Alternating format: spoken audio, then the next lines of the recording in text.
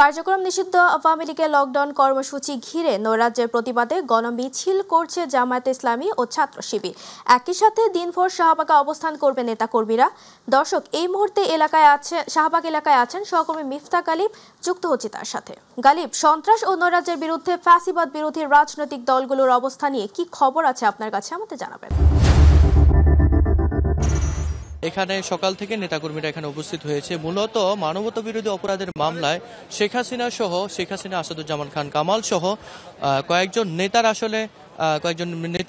নেতা আজকে আসলে ট্রাইব্যুনালে তাদের রায় হবে এই মর্মে আসলে আওয়ামী লীগ ঘোষিত সারা দিন 13 তারিখ সারাদিন আসলে লকডাউনের ঘোষণা দেয় নিষিদ্ধ আওয়ামী লীগ। তো নিষিদ্ধ আওয়ামী লীগের এই লকডাউনের দেখা যাচ্ছে যে আশেপাশে এই বিশেষ করে বায়তুল মোকাররমের উত্তর গেট এলাকা আশেপাশে বিপুল সংখ্যক জামাত শিবিরের নেতাকর্মীরা এখানে উপস্থিত হয়েছে এবং আমরা একটু আগে শাহবাগে গিয়েছি। শাহবাগেও ইনকিলাব মঞ্চ, ডাকসু, জুলাই ঐক্য সহ বেশ কয়েকটা অঙ্গ সংগঠন এবং সামাজিক এবং সাংস্কৃতিক সংগঠন আসলে আওয়ামী লীগের এই লকডাউনের এগেইনস্টে আসলে মূলত তারা রাস্তায় নেমেছে।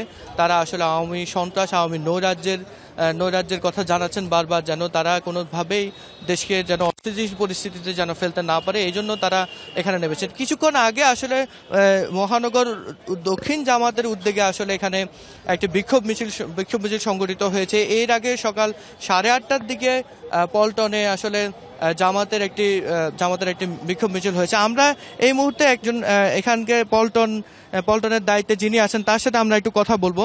আমরা কথা বলে জানতে পারবো আসলে তাদের আজকে দাবি কি এবং তারা কেন আসলে এখানে নেমেছেন এবং তারা কিভাবে এই যে নেতা কর্মীদেরকে তারা কিভাবে করছেন, আমরা একটু জানতে চাইব। মূলত আজকে 3 দিন ধরে আপনারা সবাই জানেন আওয়ামী লীগের দেশ বিরোধী বিভিন্ন অপতৎপরতার বিরুদ্ধে মূলত আমাদের আজকের এই কর্মসূচি। তারা ইতিমধ্যে মানুষের জানমালের ক্ষতি হয় এভাবে অনেকগুলা কর্মসূচি গ্রহণ করেছে। আজকে আমরা মূলত মানুষজন নির্বিঘ্নে যেন চলাফেরা করতে পারে এবং তারা কোনো ধরনের উস্কানিমূলক এবং মানুষের জানমালের ক্ষয়ক্ষতি হয় এমন কোনো পদক্ষেপ যেন গ্রহণ করতে না পারে, এজন্য আমাদের সারাদিন আজকে অবস্থান কর্মসূচি। আমরা ঢাকা শহরের, ঢাকা মহানগরীর দক্ষিণের আমরা 14 জায়গায় এই অবস্থান আমরা গ্রহণ করেছি। প্রত্যেক জায়গায় মূলত আমরা নির্বিঘ্নে মানুষ চলাফেরার জন্য পরিবেশ সৃষ্টি করার জন্য আমরা এখানে মূলত এসেছি। আমাদের এই কর্মসূচি আজকে সারাদিন চলতে থাকবে।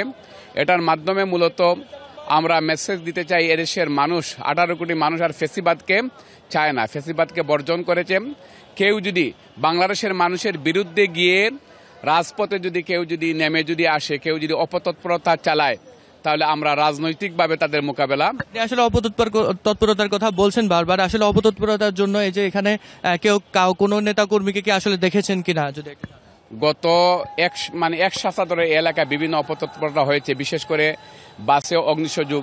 আপনারা জানেন গতকাল একেবারে রমনা থানার সামনে, এখান থেকে 500 গজ দূরে, এখানে রমনা থানার সামনে তারা বাসে আগুন দিয়েছে, গুলিস্তানের আগে আগুন দিয়েছে। এজন্য এই এলাকায় যদি আমার পল্টন থানার অধীনে অত্র এলাকায় নেতাকর্মীদেরকে নিয়ে আমরা সবাইকে নিয়ে এখানে অবস্থান গ্রহণ করেছি, যেন কোনো অবস্থায় কোনো দুষ্কৃতিকারীরা যেন মানুষের জানমালের কোনো ধরনের ক্ষতি না করতে পারে। আসলে আপনি যেমনটি দেখতে পাচ্ছেন তাওয়াসুম, যে আসলে নেতাকর্মীরা এখানে সরব উপস্থিতি আছে, তারা সকাল থেকে এখানে আসলে তারা উপস্থিতি নিয়েছে এবং তারা সরব অবস্থান নিয়েছে। এরপর আমরা পাশে দেখেছি আইন শৃঙ্খলা বাহিনীও আসলে এই টোটাল নিরাপত্তা জোরদারের বিষয়ে তারা যথেষ্ট সচেতন এবং তাদের নিরাপত্তা জোরদারের বিষয়ে আমরা দেখেছি। তো তাওয়াসুম, এই ছিল আসলে বায়তুল মোকাররম উত্তর গেট থেকে আজকে লকডাউন পরিস্থিতি।